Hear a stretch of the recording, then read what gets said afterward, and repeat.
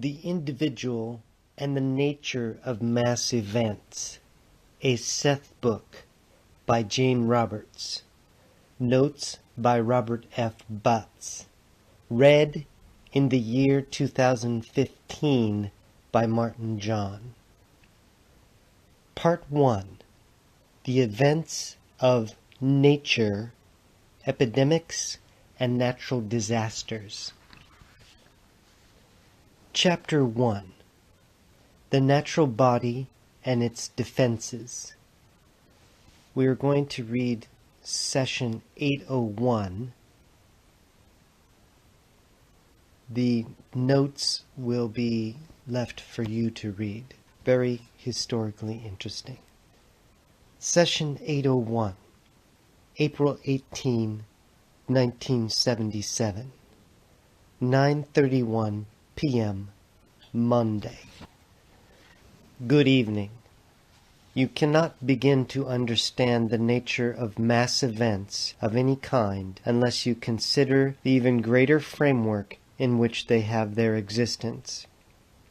A person's private experience happens in the context of his psychological and biological status, and basically cannot be separated from his religions and philosophical beliefs and sentiments, and his cultural environment and political framework. All the issues form together to make a trellis of behavior. Thorns or roses may grow therein.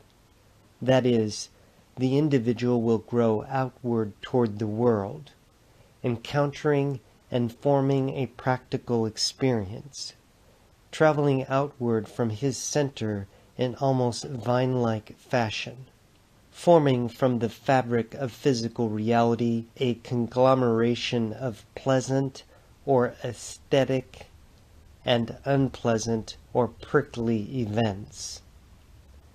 The vine of experience in this analogy is formed in quite a natural fashion from psychic elements that are necessary to psychological experience as sun, air, and water are to plants.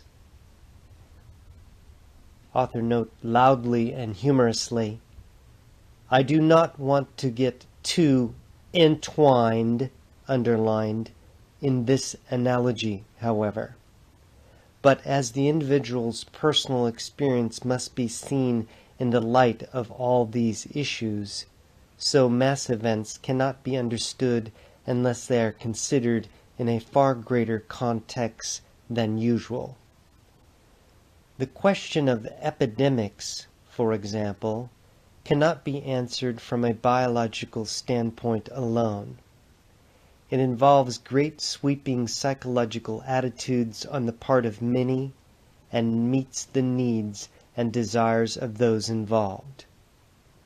Needs which, in your terms, arise in a framework of religious, psychological, and cultural realities that cannot be isolated from biological results. I have thus far stayed clear of many important and vital subjects involving mass realities, because first of all the importance of the individual was to be stressed, and his power to form his private events.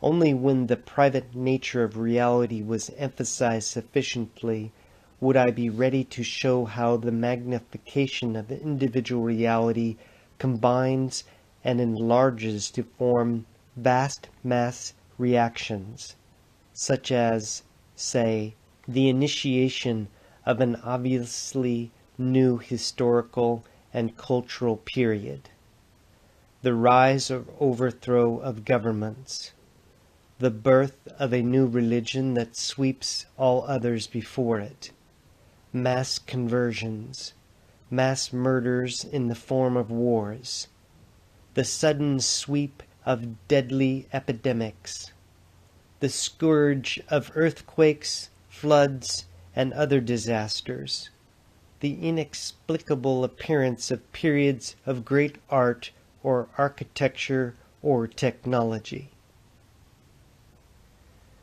I said there are no closed systems. This also means that in world terms, events spin like electrons, affecting all psychological and psychic systems as well as biological ones. It is true to say that each individual dies alone, for no one else can die that death. It is also true that part of the species dies with each death, and is reborn with each birth, and that each private death takes place within the greater context of the existence of the entire species. The death serves a purpose species-wise, while it also serves the purpose of the individual, for no death comes unbidden. An epidemic, for example, serves the purposes of each individual who is involved, while it also serves its own functions in the greater species framework. When you consider epidemics to be the result of viruses and emphasize their biological stances, then it seems that the solutions are very obvious. You learn the nature of each virus and develop an inoculation, given each member of the populace a small dose of the disease so that a man's own body will combat it, and he will become immune. The short-sightedness of such procedures is generally overlooked because of the definite short-term advantages. As a rule, for example, people inoculated against polio do not develop that disease. Using such procedures, tuberculosis has been largely conquered. There are great insidious variables operating, however, and these are caused precisely by the small framework in which such mass epidemics are considered. In the first place, the causes are not biological. Biology is simply the carrier of a deadly intent. In the second place, there is a difference between a virus produced in the laboratory and that inhabiting the body, a difference recognized by the body but not by your laboratory instruments. Give us a moment. In a way, the body produces antibodies and sets up natural immunization as a result of, say, inoculation. But the body's chemistry is also confused, for it knows it is reacting to a disease that is not a true disease, but a biologically counterfeit intrusion. To that extent, and I do not mean to overstate the case, the body's biological integrity is contaminated. It may at the same time produce antibodies also, for example, to other similar diseases, and so overextend its defenses that the individual later comes down with another disease. Now, no person becomes ill unless that illness serves a psychic or psychological reason. So many people escape such complications. In the meantime, however, scientists and medical men find more and more viruses against which the population must be inoculated. Each one is considered singly. There is a rush to develop a new inoculation against the newest virus. Much of this is on a predictive basis. The scientists predict how many people might be attacked by, say, a virus that has caused a given number of deaths. Then, as a preventative measure, the populace is invited to the new inoculation. Author note emphatically, many people who would not get the disease in any case are then religiously inoculated with it. The body is exerted to use its immune system to the utmost, and sometimes, according to the inoculation, overextended under such conditions. Footnote 4. Those individuals who have psychologically decided upon death will die in any case, of that disease or another, or of the side effects of the inoculation. Give us a moment. Inner reality and private experience give birth to all mass events. Man cannot disentangle himself from the natural context of his physical life. His culture, his religion, his psychologies, and his psychological nature together form the context within which both private and mass events occur. Author note loudly, then whispering so softly that I could barely hear. This book will then be devoted to the nature of the great sweeping emotional, religious, or biological events that often seem to engulf the individual, or to lift him or her willy-nilly in their power. What is the relationship between the individual and the gigantic mass motions of nature, of government, or even of religion? What about mass conversions, mass hysteria, mass healings, mass murder, and the individual? Those are the questions we will devote ourselves to in this book. It will be called The Individual and the Nature of Mass Events.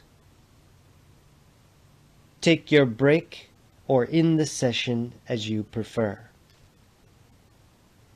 And you can say that your question about epidemics served as a convenient stimulus, for that question, coming from you, comes also from the readers of our books.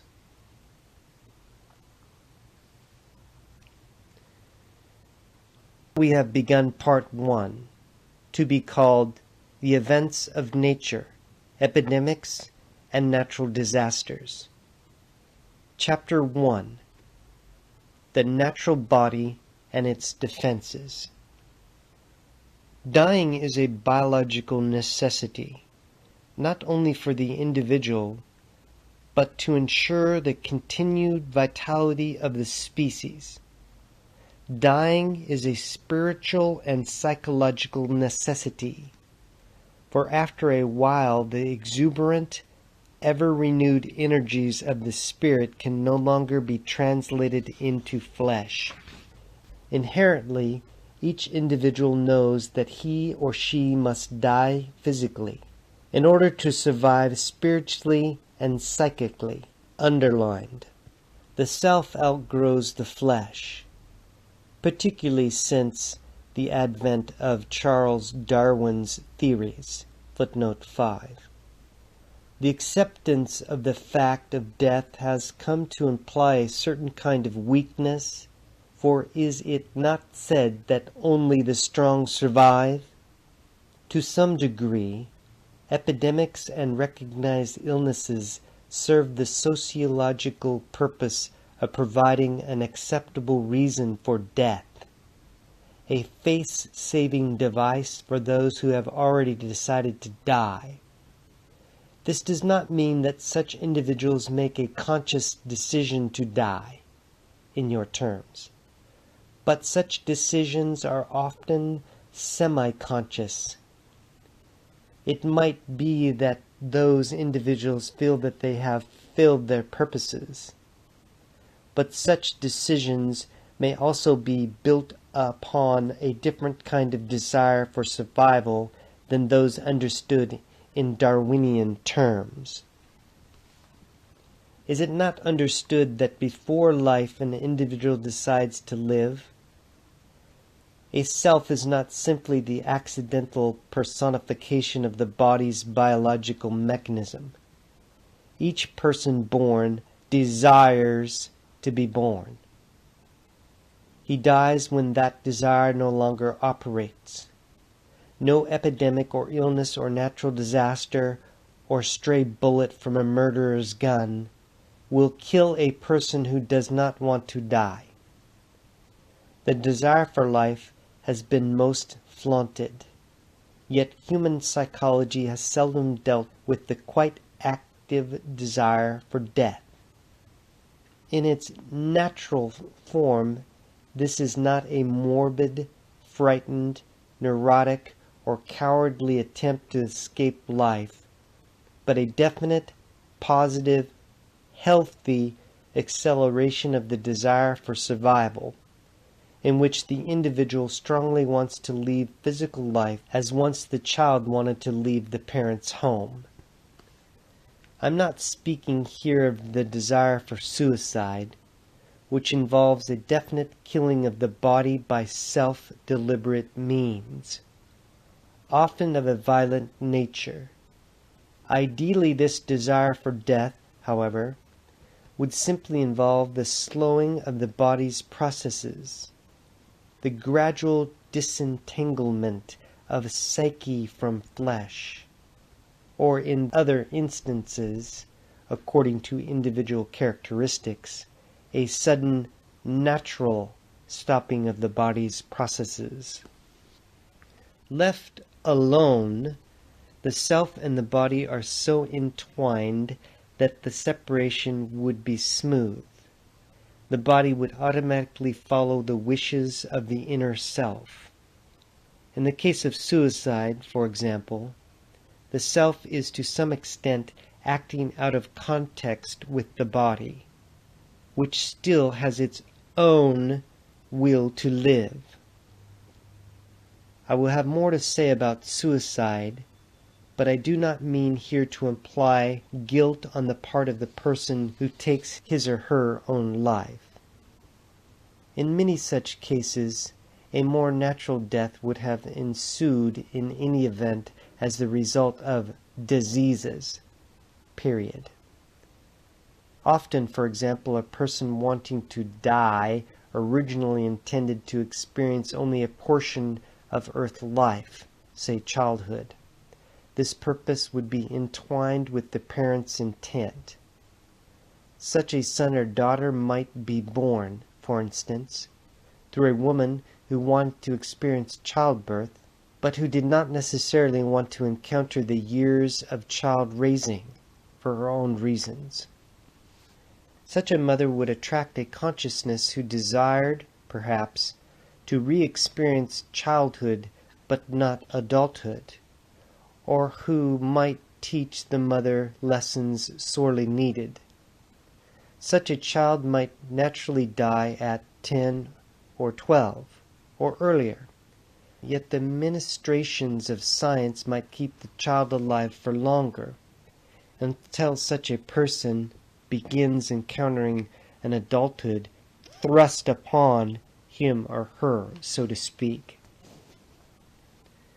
An automobile accident, suicide, or another kind of accident might result. The person might fall prey to an epidemic, but the smoothness of biological motion or psychological motion has been lost. I am not here condoning suicide, for too often in your society it is the unfortunate result of conflicting beliefs. And yet it is true to say that all deaths are suicide, and all births deliberate on the part of child and parent. To that extent, you cannot separate issues like a population explosion on the part of a certain portion of the world from epidemics, earthquakes, and other disasters. In wars, people automatically reproduce their kind to make up for those that are killed. And when the race overproduces, there will be automatic controls set upon the population. Yet these will in all ways fit the intents and purposes of the individuals involved. End of dictation. End of session. My heartiest regards. Whew. Very good. Peace, light, and love. Aloha. And mahalo endlessly for listening.